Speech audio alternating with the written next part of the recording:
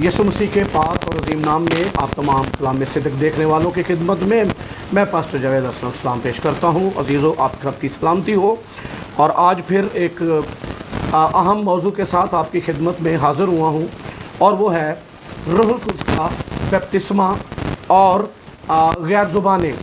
यानी क्या रूहुल कुद्स का बपतिस्मा गैर ज़ुबानों के बगैर भी हो सकता है? आज हम इस वीडियो में इसके ऊपर बात करेंगे। वर्स बाय वर्स एक सीक्वेंस के साथ लेकर चलूँगा ताकि आपकी ये बात मुकम्मल तौर पर समझ आ जाए, तो ताकि ये जो लोग फ़र्क करते हैं रूहुल कुद्स का नज़ूल होना और बपतिस्मा और गैर ज़बानें अलग अलग इसको जब बयान करते हैं, तो आज हम इस मैसेज के ज़रिए से सीखेंगे कि क्या ये अलग अलग है या एक ही बात की तरफ जो है वो इशारा किया जा रहा है। तो सबसे पहले हमें मिलता है अमाल की किताब, उसके पहले बाब में 4 आयत से, और उनसे मिलकर उनको हुक्म दिया कि यरूशलेम से बाहर ना जाओ, बल्कि बाप के उस वादा के पूरा होने के मुंतज़िर रहो जिसका जिक्र तुम मुझसे सुन चुके हो। बाप के वादा के पूरा होने के मुंतज़िर रहो। उन्हें कहा यरूशलेम से बाहर ना जाना। 5वीं आयत, क्योंकि यूहन्ना ने तो पानी से बपतिस्मा दिया, मगर तुम थोड़े दिनों के बाद रूहुल कुद्स से बपतिस्मा पाओगे। और उन्हें कहा गया कि यरूशलेम से बाहर नहीं जाना। बाप का वादा, तो यानी रूहुल कुद्स का बपतिस्मा ये बाप का वादा है। यानी मामूरी और मसा ये हम पाते हैं, पाते रहते हैं, पाते रहेंगे, मामूरी में बढ़ते रहेंगे। लेकिन बपतिस्मा ये एक ही बार होता है, मामूरी बार बार होती है, बपतिस्मा एक ही बार होता है। और यहाँ कहा गया है बाप के वादा के पूरा होने के मुंतज़िर रहो। तो बाप का वादा किया कहाँ पर गया है, ये पहले हम देखते हैं। तो इसके साथ हम लूका रसूल की इंजील 24वां बाब भी हम देखेंगे।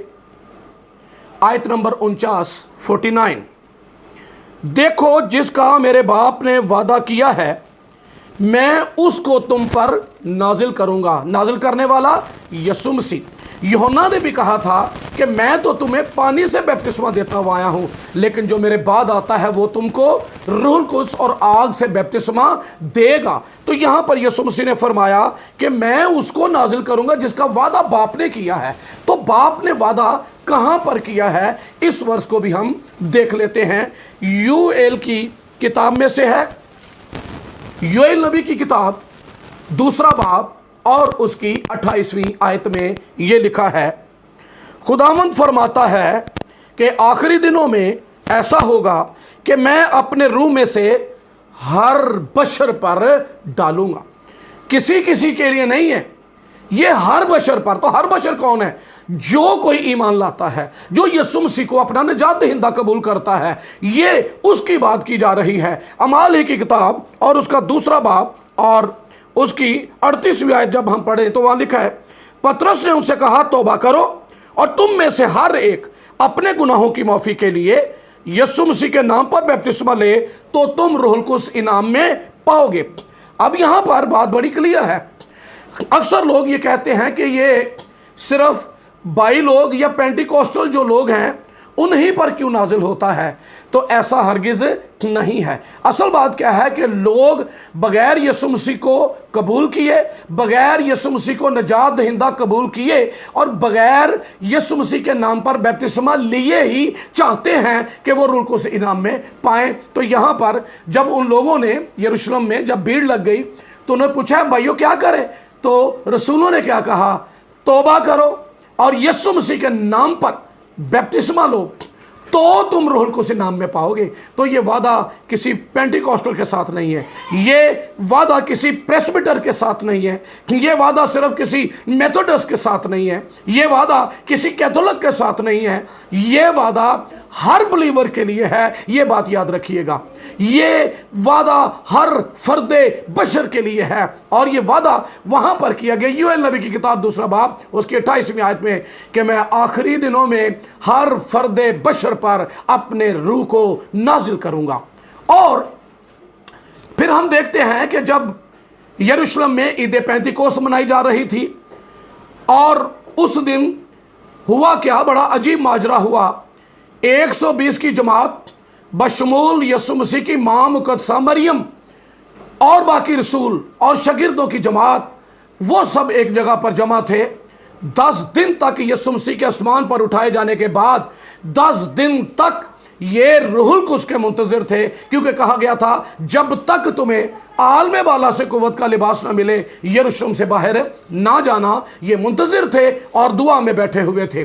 और ईद पेंतिकोस्त का रोज जब आया तो उस दिन एक अजीब वाकया जो है वो रूनुमा होता है, जहां पर ये सब जमा थे। लिखा है जब ईद पेंतिकोस्त का दिन आया तो वो सब एक जगह जमा थे कि यकायक आसमान से ऐसी आवाज आई जैसे जोर की आंधी का सन्नाटा होता है, और उससे सारा घर जहां वो बैठे थे गूंज गया, और उन्हें आग के शोला की सी फटती हुई जबानें दिखाई दी, और उनमें से हर एक पर 8 ठहरी। उनमें से हर एक, यानी 120 की जमात में एक एक फर्द पर 8 ठहरी। ये किसी किसी के लिए नहीं, हर फर्द बशर के लिए है। ये 120 की जमात दुआ में बैठी है, दुआ में मशगूल है, मुंतजिर है बाप के वादा का पूरा होने के लिए। तो जो कोई ईमान लाता है उसे मिलता है। चौथी आयत, और वो सब रूहुल कुद्स से भर गए और गैर जुबानें बोलने लगे जिस तरह रूह ने उन्हें बोलने की ताकत बख्शी थी। तो याद रहे, ये ना सीखी जाती है ना सिखाई जाती है। यहां पर लिखा है जिस तरह रूह ने उन्हें बोलने की ताकत बख्शी थी। अब बात है कि बाप का वादा रूहुल कुद्स के नज़ूल का था। फिर अमाल की किताब में चौथे बाब में कहा गया है चौथी और पांचवी आयत में कि ये रूहुल कुद्स का बपतिस्मा थोड़े दिनों के बाद पाओगे। और थोड़े दिनों के बाद जब ये वाकया होता है तो रूहुल कुद्स नाजिल होता है और वो सब रूहुल कुद्स से भर जाते हैं, गैर ज़ुबानें बोलने लग जाते हैं। तो फिर लोग हैरान हो रहे थे, क्योंकि वो अपनी अपनी बोली में खुदा की कुदरत के बड़े बड़े कामों का बयान सुन रहे थे। लोगों ने कहा, किसी ने कहा ये तो ताज़ा मैं के नशे में है, कोई कुछ कह रहा था, कोई कुछ कह रहा है ये क्या, ये सब गलीली नहीं है। फिर हम जो उसने वो अपनी अपनी कौमियत का नाम लेते हैं और अपनी अपनी ज़बानों का जिक्र करते हैं। तो उस पर पतरस क्या जवाब देता है, अमाल ही की किताब और दूसरा बाब 14वीं आयत, लेकिन पतरस उन 11 के साथ खड़ा हुआ और अपनी आवाज़ बुलंद करके लोगों से कहा, ऐ यहूदियों और ऐ यरूशलेम के सब रहने वालों, ये जान लो और कान लगाकर मेरी बातें सुनो कि जैसा तुम समझते हो ये नशा में नहीं, क्योंकि अभी तो पहर ही दिन चढ़ा है, बल्कि ये वो बात है जो ईद पेंतिकोस्त के रोज़ हुई है। रूहुल कुद्स नाजिल हुआ है और वो गैर ज़बानें बोल रहे हैं। तो ये वो बात है जो यूएल नबी की मार्फत कही गई है कि खुदा फरमाता है कि आखिरी दिनों में ऐसा होगा कि मैं हर फर्द बशर पर अपने रूह को नाजिल करूंगा। तो पतरस तो इसे वो बात कह रहा है, ये बाप का वादा जो यूएल नबी की किताब में किया गया है। लूका की इंजील में यीशु मसीह ने कहा कि मैं उसे नाजिल करूंगा जिसका वादा किया गया है। फिर अमाल की किताब पहले बाब में कहा गया है, मुंतजिर रहो, ठहरे रहो बाप के वादा के पूरा होने के, और तुम थोड़े दिनों के बाद रूहुल कुद्स से बपतिस्मा पाओगे। तो ईद पेंतिकोस्त के रोज़ जो वाकया हुआ है, ये रूहुल कुद्स का बपतिस्मा उन्होंने पाया है, क्योंकि यहां पर लिखा है ये वो बात है। और इसके बाद हमें नहीं कहीं नजर आता कि वो दुआ कर रहे हो कि अब हमें दे, इसलिए कि वो जान गए। तो अब जानते हैं कि रूहुल कुद्स के बपतिस्मे का निशान क्या है, कैसे हम जाने कि रूहुल कुद्स जो है वो पाया है, रूहुल कुद्स का बपतिस्मा पाया है। अक्सर लोग ये कहते हैं कि जब कोई पानी का बपतिस्मा पाता है तो साथ ही उसे रूहुल कुद्स का बपतिस्मा भी हो जाता है, और यूं समझते हैं कि हमने पानी का बपतिस्मा लिया है और अब हम रूहुल कुद्स को भी हमने पाया है। तो ऐसा हरगिज नहीं है, क्योंकि जहां जहां भी रूहुल कुद्स नाजिल हुआ, बपतिस्मा रूहुल कुद्स का पाया, वहां पर हमें नजर आता है कि वो गैर जुबानें बोल रहे हैं। सो याद रहे, पानी का बपतिस्मा पाने के साथ ही रूहुल कुद्स का बपतिस्मा नहीं होता। अगर ऐसा होता तो शागिर्दों को तो पहले ही कहा गया था कि तुमने पानी से बपतिस्मा पाया, मगर थोड़े दिनों के बाद रूहुल कुद्स से बपतिस्मा पाओगे। तो ये बात बिल्कुल गलत है कि पानी का बपतिस्मा पाते ही रूहुल कुद्स नाजिल हो जाता है। अब बात करते हैं कि इसकी अहमियत जो है वो क्या है। तो आप अमाल की किताब में पढ़ेंगे कि जहाँ जहाँ लोगों ने मसीह को कबूल किया, जहाँ जहाँ पर लोगों ने यीशु मसीह को कबूल निजात दहिंदा कबूल किया, जहाँ जहाँ पर उन्होंने पानी का बपतिस्मा लिया, तो उन्हें साथ में ये भी पूछा गया, क्या तुमने ईमान लाते वक्त रूहुल कुद्स पाया? इसका मतलब है कि पानी का बपतिस्मा के साथ रूहुल कुद्स नहीं पाया होता या नहीं मिलता। तो ये फिर कैसे होता है, निशान क्या है? तो वो भी हमें नज़र आता है। सबसे पहला निशान तो ईद पेंतीकोस्त के रोज़ 120 की जमात पर जब नाजिल हुआ और उसे बपतिस्मा कहा गया और लिखा है कि वो सब गैर ज़ुबानें बोलने लगे। तो भाइयों और बहनों, गैर ज़ुबानें रूहुल कुद्स के बपतिस्मे का निशान है। और जो कोता नज़र हैं, तासुब की आनक लगा कर पढ़ते हैं, वो कभी भी इन बातों को समझ नहीं पाएंगे। वो फिर ऐसा हवाला ढूंढते हैं जहाँ पर गैर ज़ुबान का जिक्र ना हो, कहेंगे वहाँ जी यहाँ तो गैर ज़ुबान का जिक्र नहीं। पर उन आयात में भी मैं आपको बताऊँगा कि उन आयात में क्या छुपा हुआ है, कहाँ पर जिक्र मिलता है। अब हम अमाल की किताब में मज़ीद देखेंगे। अमाल की किताब 8वां बाब 14वीं आयत। जब रसूलों ने जो यरूशलेम में थे सुना कि सामरियों ने खुदा का कलाम कबूल कर लिया, तो पतरस और यूहन्ना को उनके पास भेजा। इन्होंने जाकर उनके लिए दुआ की कि रूहुल कुद्स पाएं, क्योंकि उस वक़्त तक उनमें से किसी पर नाजिल ना हुआ था। ईमान ले आए थे लेकिन अभी तक रूहुल कुद्स नाजिल नहीं हुआ। फिर यूहन्ना और पतरस को भेजा गया ताकि रूहुल कुद्स पाएं। तो इसका मतलब है कि रूहुल कुद्स हर ईमानदार के लिए इंतहाई ज़रूरी है, ये अहम है, क्योंकि लिखा हुआ है जब रूहुल कुद्स तुम पर नाजिल होगा तो तुम कुव्वत पाओगे। अब मैं बात करता हूँ, क्या गैर ज़ुबानों के बगैर भी हो सकता है? तो ऐसा नहीं है। अमाल की किताब के दूसरे बाब में हमने देखा कि रूहुल कुद्स नाजिल हुआ और सब गैर ज़ुबानें बोलने लगे। उसके बाद एक और वाक़या हमें मिलता है अमाल की किताब में, जब पतरस रसूल कुरनेलियस के घर में खुदा का कलाम सुना रहा था। गैर कौम में से जो है वो लोग थे जहाँ पर जाकर कलाम सुना रहा था। अमाल की किताब 10वां बाब 44वीं आयत। पतरस ये बातें कह रहा था कि रूहुल कुद्स उन सब पर नाजिल हुआ जो कलाम सुन रहे थे, और पतरस के साथ जितने मख्तून ईमानदार आए थे वो सब हैरान हुए कि गैर कौमों पर भी रूहुल कुद्स की बख्शिश जारी है। क्यों हैरान हो रहे? किस बात से हैरान हो रहे?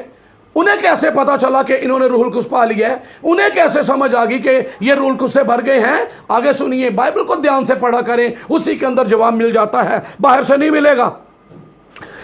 45वीं आयत। और पतरस के साथ जितने मख्तून ईमानदार आए थे वो सब हैरान हुए कि गैर कौमों पर भी रूहुल कुद्स की बख्शिश जारी है, क्योंकि उन्हें तरह तरह की ज़ुबानें बोलते और खुदा की तमजीद करते सुना।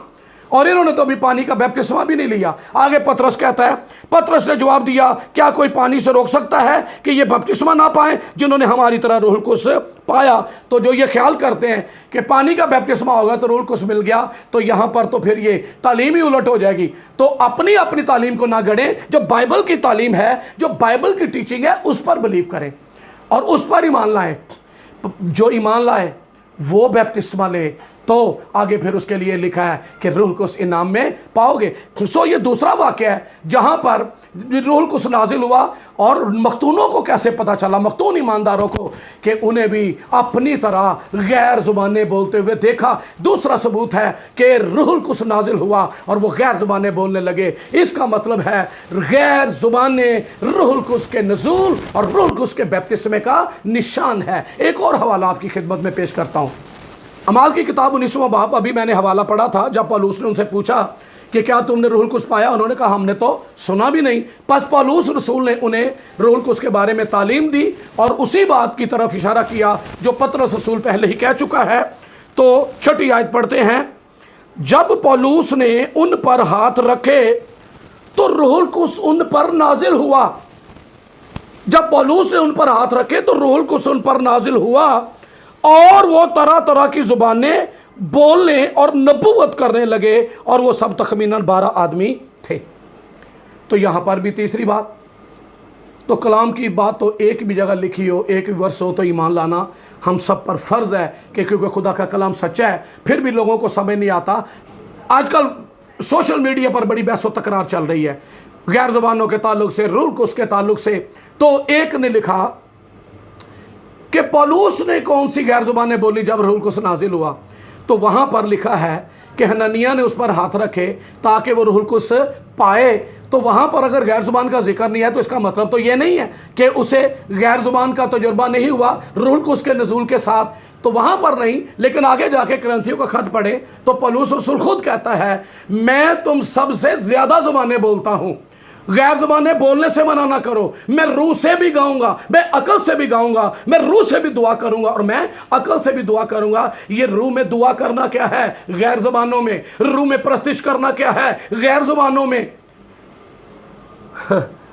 खुदा के लोगों, ईमान लाएं, कलाम पर अड़ी नहीं करते, कलाम पर तकरार नहीं करते, सीधी सीधी सी बातें हैं।